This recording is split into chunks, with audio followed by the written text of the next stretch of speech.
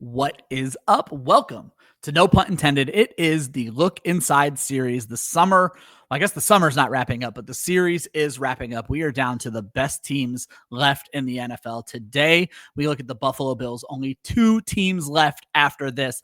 The Bills are interesting because you love the quarterback, but do you love the other weapons, especially with the contract dispute that's going on with James Cook right now? It's going to be an interesting one as we break this team down because Josh Allen is a perennial top quarterback, and he doesn't necessarily need the weapons, and he may not have them depending on who you ask. Let's look inside the Buffalo Bills.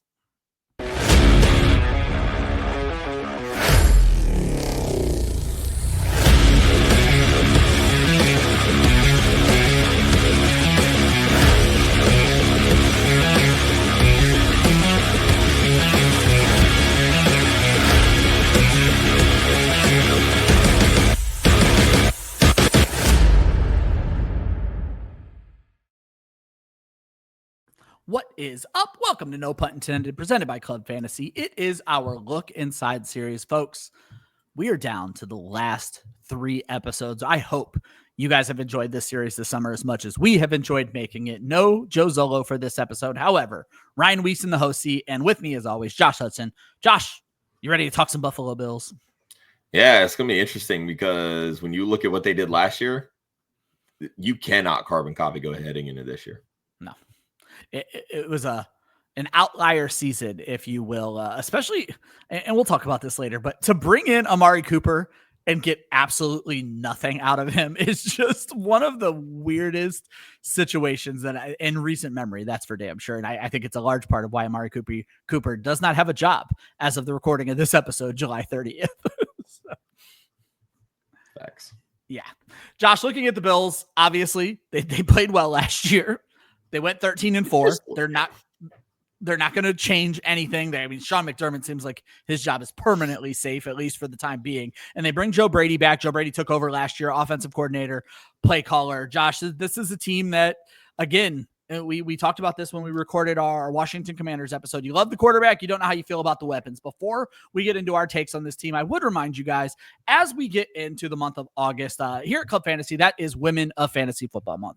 That's going to look a little bit different for us this year, but what is not different is the great merchandise you can find over at thegridirongoddess.com. And right now, we have a partnership set up over there where if you use promo code WAF, you can get 15% off of your order. And that includes great things like t-shirts, koozies, even trophies for your fantasy football league. And there's even some lines to go along with our Gods and Goddesses tournament. But also to go along with that, Josh, while we don't necessarily have the dedicated episodes this year, that doesn't mean we're not still working towards charity. Let folks know what we have going on.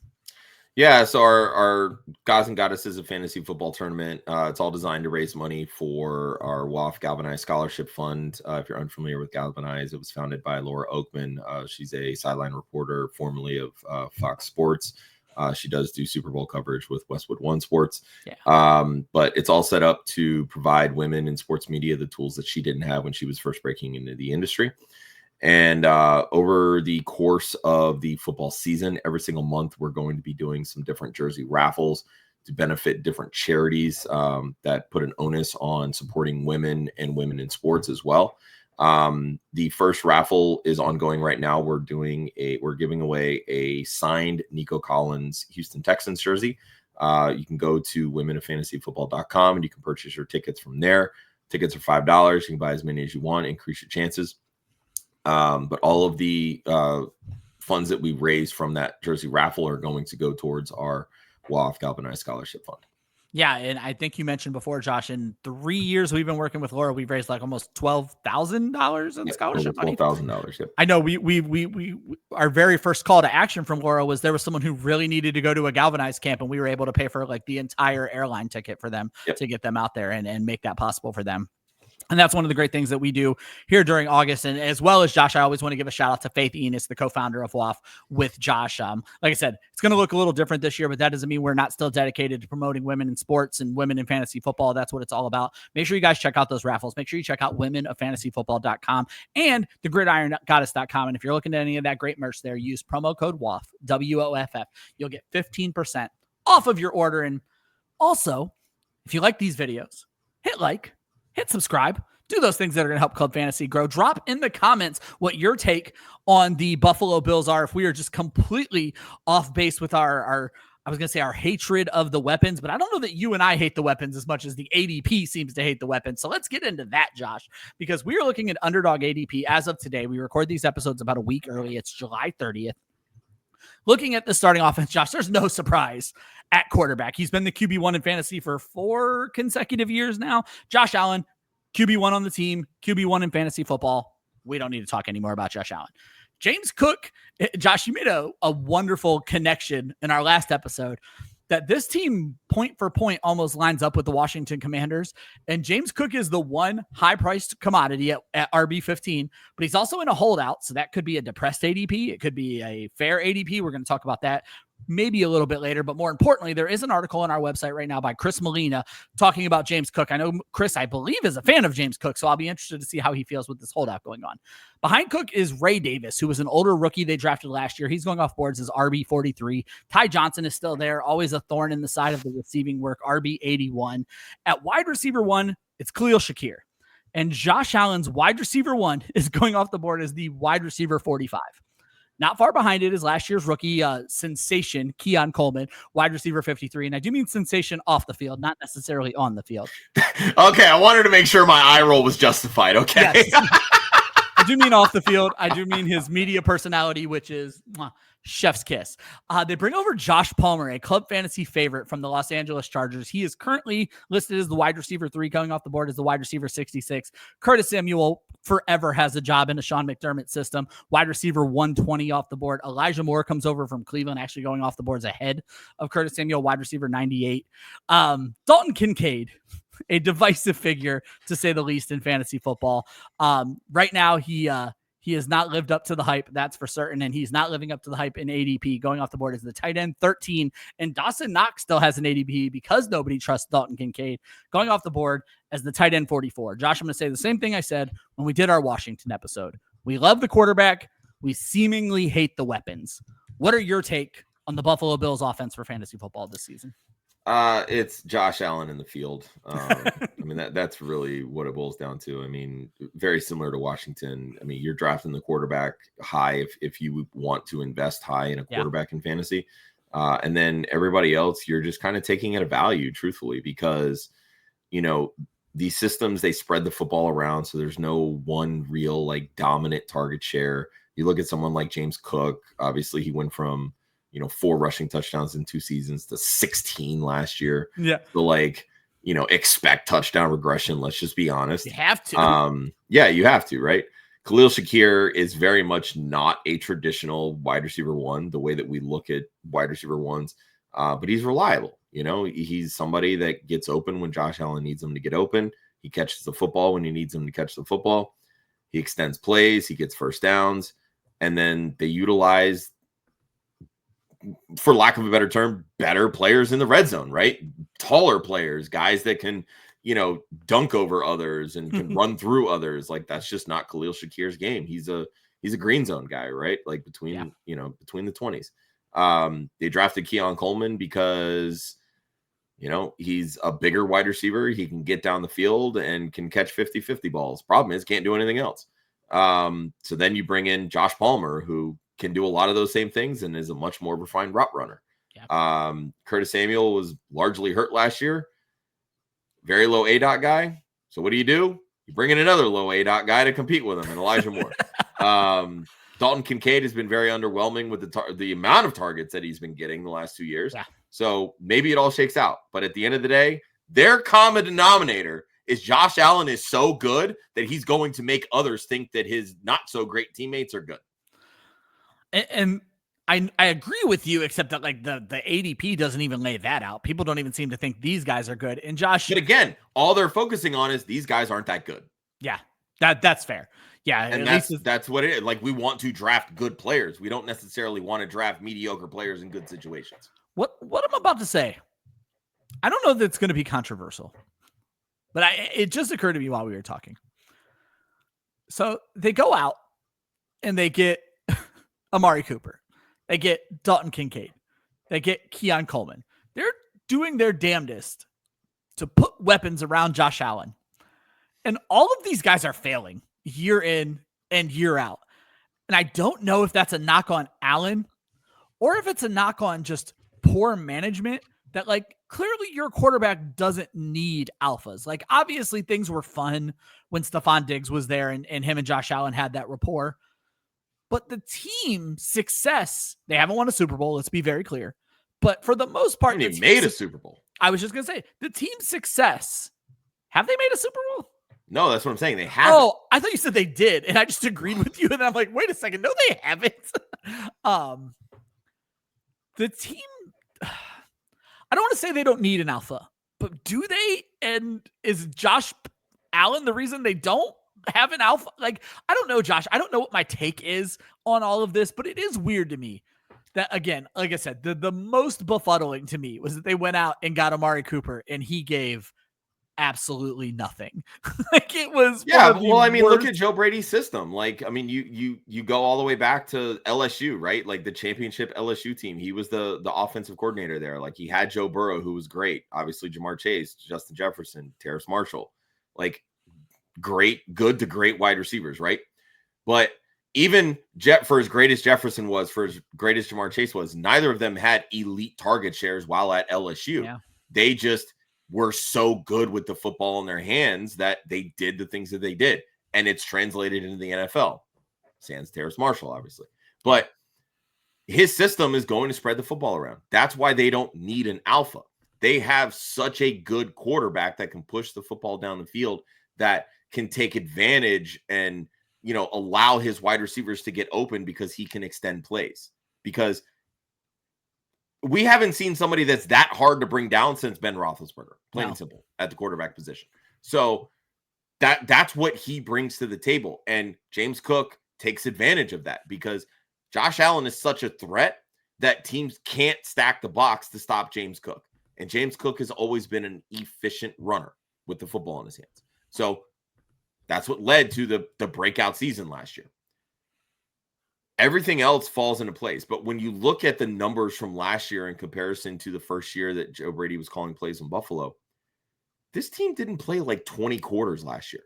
Like they sat their starters because they were just dominating in the first 3 quarters. Yeah. Yep. So you can't take, apples to apples from last year to this year. Like, it's just not going to be the case. Or hell, maybe it is. Maybe Josh Allen just is that fucking good. Yeah. Which, again, I know he's that fucking good. But, like, the fact, I'm still bitter about the fact that he won an MVP and Lamar had not only Lamar's best season, but a better season than Josh Allen. Yeah. But regardless, it is what it is. But no, like, it's just everything it's designed for them to create mismatches through different personnel groupings, but they're going to spread the football around, not just in who the target share is, but just the X's, the Y's, the Z's, the backfield, the tight ends, like all that stuff. Like, it's going to get spread around, and you're not going to see some dominant target share with Stephon Diggs. That's why they got rid of Stephon Diggs, because Joe Brady doesn't need that. His system doesn't need that. Yeah. I agree completely. And that's going to move me into talking about Khalil Shakir, because obviously this is going to be the first episode we ever, I think, Josh, talk about the same position. Chris is writing the article about James Cook. What is there to say about Josh Allen? And I didn't want to talk about Dalton Kincaid. So I wanted to talk about Khalil Shakir, because I may be wrong, Josh. You've been doing all the ADP for these episodes. Khalil Shakir is technically a team's wide receiver 1. Wide receiver 45 has to be the lowest of any fantasy football wide receiver 1 getting drafted, correct? Stephon Diggs, I believe, is lower. Oh, but there was a lot playing into that. We just found out in the last week that he's expected to be ready for week 1. So, but still, I was ready to come in and scream on my soapbox. And then I looked at Khalil Shakir's last year numbers, and he did miss 2 games, but he finished as the wide receiver 37. Now, again, he missed 2 games. And as Josh pointed out, he missed more than 2 games when you consider the fourth quarters they kept pulling him out of. And now we're all of a sudden drafting him 8 spots lower than what he finished last year. And then, Josh, when I looked at not necessarily a points per game basis, but if he had played those 2 games and you just give him the 24 points, he jumps up to wide receiver 26. And so what it really breaks down to for me is I think Khalil Shakir in PPR formats is one of the most safe wide receiver 3s that you can land. It's not too often that you can pay wide receiver 3 prices for a player who is going to be the wide receiver 1 on his own team. And when you look at last year, with those games missed, Khalil Shakir finished with 100 targets. It has Amari Cooper listed as 85 targets, but he did not play every game with Buffalo, so it's hard to judge that one. Keon Coleman missed games, 57 targets. Mac Hollins was fourth in this team and at wide receiver targets with 50 targets.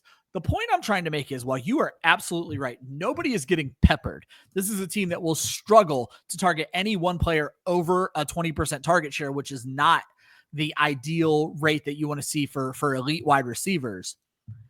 The one thing Khalil Shakir does is he catches every damn ball thrown his way, Josh. Obviously, rookie year was rough. He was only targeted 20 times, only caught 10 of those targets. But then second year, only targeted 45 times. However, caught 39 of those targets. That's over an 80% catch rate. And then last year, Josh, his targets finally shoot up. 100 targets on the season, 76% catch rate. Josh Allen relies on this guy the way most quarterbacks rely on their tight end. And I think that's because Dalton Kincaid is not an underneath tight end. He is a field stretch, the middle type tight end. And that is just opening things up for Khalil Shakir. I end all this with the point I started with. When it comes to my wide receiver 3 and PPR formats, I am going to take Khalil Shakir, Josh, and happily plug him into my lineup at wide receiver 45 prices. He stats out as my wide receiver 26, very in line with what he did last year.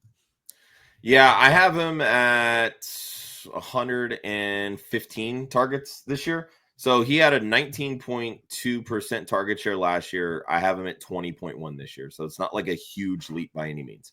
But when you look at, Keon Coleman, Dalton Kincaid, Josh Palmer, all the targets for everybody else are going to be pretty even across the board. Because there's, Coleman and Palmer, to me, are playing the exact same position. I just want to quickly interrupt, Josh. I have them at 83, 82, and 80 targets. So it's so funny. Yeah, so now, the way that I have it, I have Coleman at 81, Palmer at 75, Kincaid at 70. There you go. That's how I have it broken down. So, I mean, it's literally, it's all right there within 11 targets of each other. But that still just further proves Shakir separates himself from this group because he is the most reliable. He is that safety blanket. He's the guy that's going to move the chains for Josh Allen when Josh Allen doesn't move them himself. So, everybody else serves as the seam stretcher, the field stretchers, right? Kincaid is that safety blanket. When we talked about the Lions, that was the role that Amon-Ra St. Brown played early in his career. Then they went through and brought in everybody else that is just better and more athletic. And that's what's seeing St. Brown's target share diminish, right? The difference here is that Shakir isn't seeing that high volume target share because that's not the system. It's not the offense. Is in. Yeah. Correct. So, yeah, I'm 100% on board with you at the wide receiver 45 prices. Shakir actually stats out as my wide receiver 28. So I'm much higher on him than consensus ADP is. Yeah, it's funny. Throughout these episodes, Josh, I've named people my favorite values in fantasy football, and it started off as Calvin Ridley. It moved on to DeAndre Swift. Shakir's not ready to overtake those two because they're both still going, I think, after him in fantasy drafts. But I will say Khalil Shakir is another guy that I will not be surprised once we get into redraft season here in the next couple weeks that I'm going to have just a ton of Khalil Shakir as my wide receiver 3. Yeah, and I think really it just boils down to, to me, Swift and Ridley are great values, but in very different ways, right? Swift was getting buried because everybody thought he was going to be replaced. Well, then they didn't replace him, plain and simple, right? So his ADP started to creep up. He was being drafted as a RB37. It's dude, you're getting an RB2 out of this. What are we doing? And now he's RB26, so it's caught up. Exactly. Yeah. So it's not near as valuable. Calvin Ridley, his ADP was so depressed because the Titans offense just sucks and nobody knows what you're getting out of Cam Ward. Well, now they just recently released Treylon Burks, and your wide receiver 2 is a rookie. Yep. A 4th round rookie at that. Dude, Calvin Ridley's his ceiling is wide receiver 15. You're potentially getting a low end wide receiver 1, a mid-range wide receiver 2. That's what makes him such a good value. You're not getting that kind of a jump with Khalil Shakir. he would need to score 10 plus touchdowns, and that's just not his not game. happening. It's just not going to happen. I'll be honest, Josh, the biggest shock to me so far doing this episode, I remember I distinctly loved Khalil Shakir coming in, and I was in a rookie draft with our good friend Julia Papworth, and I was trying to work out a trade to get Khalil Shakir. And she goes, I can't do this trade with you because I think you want the same guy as me. And I was like, I want Khalil Shakir. She goes, trade declined. She goes and drafts Khalil Shakir. I didn't realize how bad he was his rookie year. Like, they just didn't use him. He only caught 10 balls. I honestly did not remember that was a thing. But you bring up an interesting point with the connection to the Detroit Lions. Because while I was talking about Shakir out loud, I was having Amon-Ra St. Brown flashbacks. And then we talked a lot during the Lions about them bringing in Jameson Williams. Check out that episode's live right now about them bringing in Jameson Williams and changing things. Josh Palmer, Josh, is not Jameson Williams, but he brings an aspect to this team that they did not have last year. So talk to me about Josh Palmer. Yeah, I mean, you look at the last 2 years in LA, Josh Palmer was over 15 yards per reception. Like, he is he played that deep threat role for the Chargers. And when you look at, that third season for him, when Mike Williams went down, Keenan Allen went down, he was the guy that stepped up. 2022, 2023, he averaged over 6 targets per game, and he was their wide receiver 3, right? Yeah. He was well on pace to be a pretty reliable target in 2023 for fantasy managers before he got hurt and only played 10 games. So, he's never truly been like a big time touchdown threat, but he's a guy that is a much better route runner than Keon Coleman. And these are the guys that are basically playing the same role in this offense. 100%. Like, you bring in Josh Palmer because Keon Coleman hasn't really separated himself. He's strictly a 9-route go guy, jump up and catch the ball. That is the role that Keon Coleman plays. He had one game last year, 1 catch, 60 yards and a touchdown. Yep. Josh Palmer's not going to do that, but he can have 4 for 90 and a touchdown. Right? Yeah, 100%. That's the kind of role that Josh Palmer can bring. Like, if you're going to target Khalil Shakir, right around that 7 target range, Josh Palmer can come in, low 6 targets per game. I mean, Josh Allen's going to throw the football. Like, he's going to be around 34, 35 pass attempts per game. Like, that's just what he does. Didn't necessarily hit that last year because he didn't need to hit that last year. This team was just so dominant. But the schedule's a little harder this year. You still have to get by Kansas City. Cincinnati, their offense is really good, even if their defense sucks. Baltimore's really good. Like, they have people on their schedule they're going to have to play that aren't going to be easy matchups. 100%. They're going to need to throw the football. Keon Coleman can't separate. Josh Palmer can separate. Josh, and that's the big difference here when you're looking at the ADPs and the value. There's a better chance that Keon Coleman finishes as the wide receiver 50 than Josh Palmer finishes as the wide receiver 66. 1,000% true. I actually have them flipped because I have Palmer with more targets. So I have Keon Coleman right now as my wide receiver 63. Palmer is only my 59, but again, that's because this is not a high passing volume offense. But Josh, I want to bring up 2 things from your point. When it comes to comparing their games, and I don't want to compare these two apples to apples because I think Josh Palmer is far more consistent. But remember, Gabe Davis had some crazy games with Josh Allen, and Palmer has more Gabe Davis to his game than Keon Coleman does. Keon Coleman is a climb the ladder and catch it. Palmer is a run by you kind of player, which is what we saw from Gabe Davis when he was scoring all those touchdowns. Hopefully we can see more consistency. But Josh, the point I wanted to make is, as much as I love Khalil Shakir, we talked about this. He's not your typical alpha. Josh Palmer has been stuck behind very talented wide receivers. This is a world that exists where Josh Palmer comes in here and becomes the Buffalo wide receiver 1. I truly he could very well be, yeah. And I mean, and that's not, and I don't want people to interpret that as saying, what, you think he's going to be a 130 target guy? No, nobody's saying that. Nobody on this team is going to be a 130 target guy. Nobody. Let's put that out in the ether, right? Yeah. But if you're telling me that Josh Palmer comes in and earns a 17, 18% target share in this offense, hits 100, 110 because targets. He doesn't have a Keenan Allen ahead of him. He doesn't have a Mike Williams ahead of him. He has a Khalil Shakir ahead of him. Or Quentin Johnston.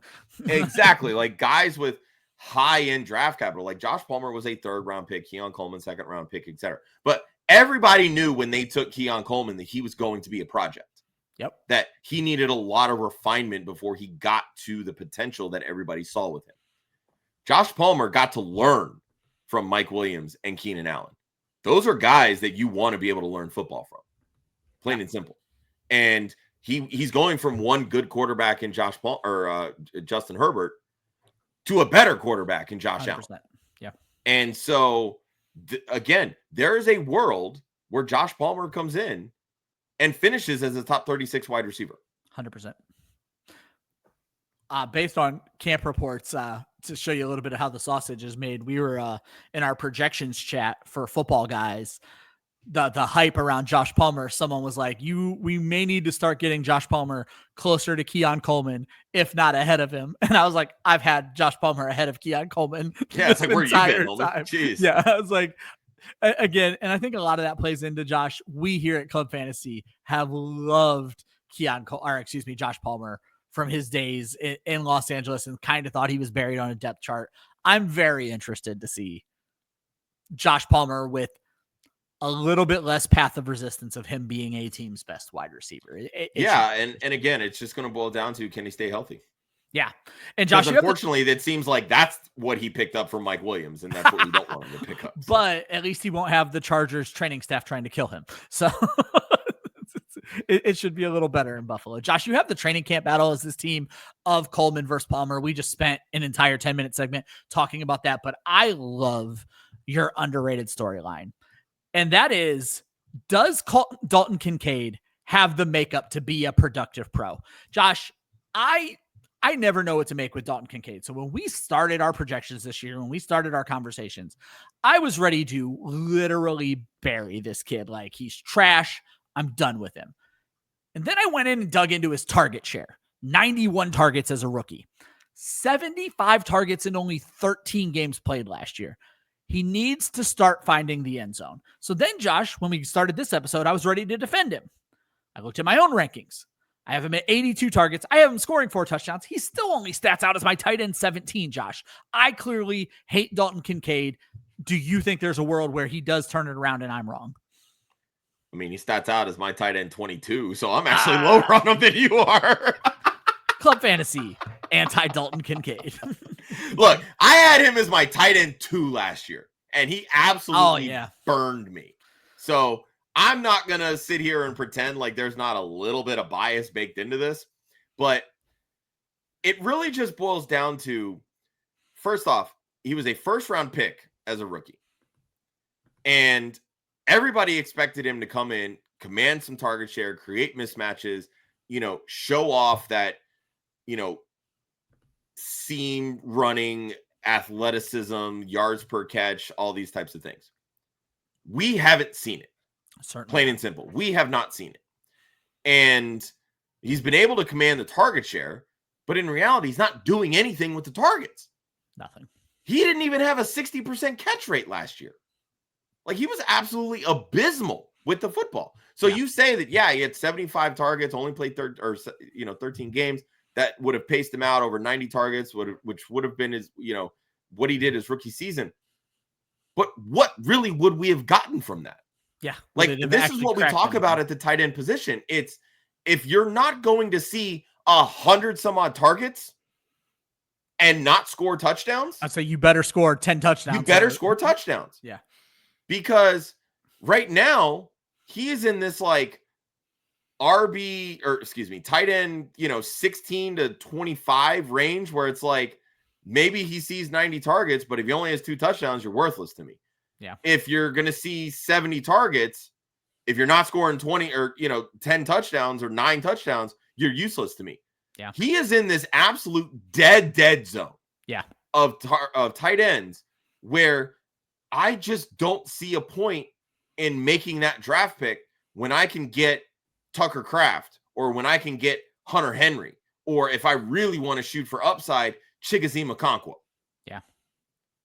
I want nothing to do with Dalton Kincaid at his current price. Nothing. I say the only, and I don't care if he sees 90 targets. The only silver lining is that at least the fantasy community is also out drafting him as the tight end 13. Again, we don't even love him. Are they out? There. That's the thing. Are they out? Like, you're basically saying that he's going to be a fringe tight end 1 for whatever that means. And again, this is best ball. So you're expecting mildly consistent production at that price point. Yeah. Or you're taking him saying, all right, I'm going to pair him with a late round guy like a Hunter Henry that, when he has the pop weeks, it's whatever. But again, you're not getting pop weeks from Dalton Kincaid. So why the hell are you drafting him? Yeah, that's such a great point. In best ball scoring, he is now the first, this is going to sound weird, the first second tight end drafted as the tight end 13. And what are you getting for that price when you can wait probably around and get Tucker Kraft? He's probably moved up a little bit lately, but Hunter Henry, certainly 2 or 3 rounds later, Hunter Henry has been one of my favorite late round targets to pair with any tight end because I will get pop weeks out of Hunter Henry and I'm not going to get those out of Kincaid, as you pointed out. Yeah, I want to pull up kind of like what he did on a weekly basis last year. But when you look at just fantasy points, I mean, he averaged 7.8 fantasy points per game for start. I mean, right? I got his weeks here in front of me. At no point last season did he have more than 53 yards, never scored multiple touchdowns, longest catch of the season, only 29 yards, had one game, 6 for 51, where you could say it was like a pop game without a touchdown. So he scored 11 points that game. The only other times he broke double digits were the 2 games where he did manage a touchdown last year. Putting it bluntly, Josh, Dalton Kincaid is worthless in fantasy football. There you go. Wow. What an eye-opening thing. Like I thought I was maybe too low on him. To hear you at 22 and then the stats I just broke down, I'm not expecting a year 3 breakout out of Dalton Kincaid. Yeah. I mean, he doesn't average 10 fantasy points a game. That's what we want from a tight end, at minimum 10 fantasy points. Absolutely. Moving on, as we finish up the Buffalo Bills, we are going to talk our best bets. Josh and I both use DraftKings. We went out and found some bets that we found interesting over on DraftKings. Josh, I got to use one of my favorites that you've already used twice this season, and you, of course, are sticking with the man, the myth, the legend, the only player worth betting on this team, Josh Allen. Yeah, I went with 30-plus regular season passing touchdowns. That is plus 180, so you still get plus money on it. But I find it really interesting because he hit this number 3 years in a row from 2020 to 2022. In the last 2 years, he's been under this mark. Now, he's been at 29 and 28. So it's not like he's missed it by that much. But and this is what I was talking about earlier in this episode, you can't take what this team did last year and carbon copy it to this coming season. Because this team really, the starters weren't on the field for like 20 quarters last year. And if he was able to throw for 28 touchdowns in that, imagine him playing those games. He's probably at 40 touchdowns. Yeah, Josh Allen missed probably 2 games last year that are hidden in the stats. So. Yeah, so I think that alone should tell you that 30 passing touchdowns is probably right there within the realm of possibilities. As I mentioned, I mean, he's only done it 3 times in his career, but he did it for 3 consecutive seasons. Like, he is that fucking good at throwing the football. Now, if you really want to, punch it up and just be like, well, his weapons kind of suck, so how's he going to hit this number? Well, he'll make it work because he has the ability to spread the football around. Like, he doesn't have one guy that's going to score 10 touchdowns, but he has big threats in the red zone. Like, if Dalton Kincaid can ever figure it out, I mean, just imagine if Kincaid scores 5 touchdowns. He hits this number, right? Yep. With ease. Well, that's the thing is, I wouldn't even say his weapons suck. I just don't think this offense needs to exemplify those weapons.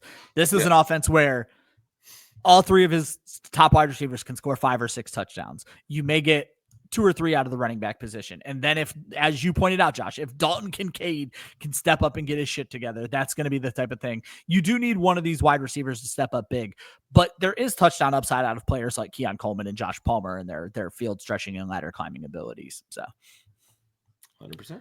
And Josh, you've done this twice already, and these are the types of teams, and you did it as well, that I love to make this bet on. I actually had this bet last year, and I think it made it to like week 13 before it finally failed. The Bills to score a rushing touchdown in every single game next season. is plus 600 on DraftKings. And Josh, when you have, there are 3 teams I will happily place this bet: the Baltimore Ravens, the Philadelphia Eagles, and the Buffalo Bills. When you have a quarterback like Jalen Hurts, or in this case, Josh Allen, who was so likely to score a touchdown last week, I'll tell you a lesson that me and my little brother learned last year, made money off of this. Easiest bet in the world for the Buffalo Bills last year. I don't know if I'm going to buy it into it this year.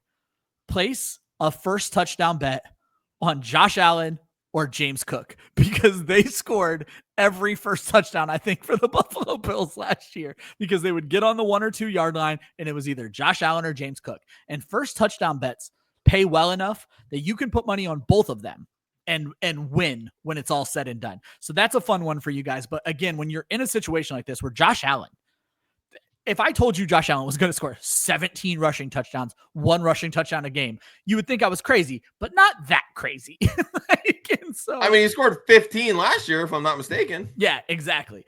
So Josh Allen and to the same extent, Jalen Hurts. These are bets I'm willing to make. These are teams with a great rushing quarterback and then a solid running back behind it. The Eagles even more so. I'll be interested. I guarantee this will be the bet I'm talking about on the Eagles episode as well. God, yes. Or unless you steal it from me. For the record, Josh Allen had 12 rushing touchdowns. Okay, but 15 the year before. Yep, absolutely. So it's a fun bet. And another one just to throw out there: Josh Allen, first touchdowns. Pair it with James Cook, first touchdowns. You're not going to be sad at the end of the year, would be my opinion. But if you are going to make bets, please do so responsibly. Guys, that wraps up the Look Inside episode for maybe your Buffalo Bills. 2 episodes left. All we have left to talk about is the Super Bowl. Kansas City Chiefs are going to be episode 31. Josh's Philadelphia Eagles are going to be episode 32. That is going to wrap up the series as we start getting into redraft mode for the rest of August and helping you guys prep for your home drafts. And that's it. So again, that wraps up the Buffalo Bills. It was a fun episode to record. 2 episodes left. Let us know if you think the Bills have any chance of being great, being terrible. And by that, I certainly don't mean Josh Allen. I mean the rest of the Buffalo Bills. We know Josh Allen is the QB1. Make sure you guys check out womenfantasyfootball.com. Make sure you check out the gridirongoddess.com and use promo code WAF. Always remember, defense wins championships. Offense wins fantasy football. We will see you guys at the next episode. That is going to be the Kansas City Chiefs Look Inside.